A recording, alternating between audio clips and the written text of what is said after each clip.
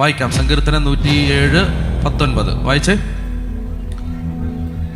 അപ്പോൾ തങ്ങളുടെ കഷ്ടതയിൽ അവർ കർത്താവിനെ വിളിച്ചപേക്ഷിച്ചു. എന്താണ്? വിളിച്ചപേക്ഷിച്ചു. അടുത്ത വാക്യം. വിനാശത്തിൽ നിന്ന്, ഞെരുക്കങ്ങളിൽ നിന്ന് രക്ഷിച്ചു. ഞെരുക്കങ്ങളിൽ നിന്ന് വിളിച്ചപേക്ഷിച്ചപ്പോ ഞെരുക്കത്തിൽ നിന്ന് രക്ഷിച്ചു. എങ്ങനെ?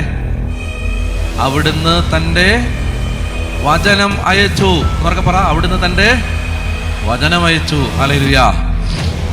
ഈ ദിവസങ്ങളിലെല്ലാം നമ്മൾ ഇതാണ് ശ്രദ്ധിക്കുന്നത്.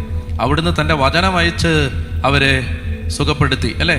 വചനം അയച്ച് അവരെ സൗഖ്യമാക്കി, വിനാശത്തിൽ നിന്ന് വിടുവിച്ചു. ഹല്ലേലൂയ. അപ്പോൾ വിളിച്ചപേക്ഷിക്കുമ്പോഴാണ് അവിടുന്ന് വചനം അയക്കുന്നത്.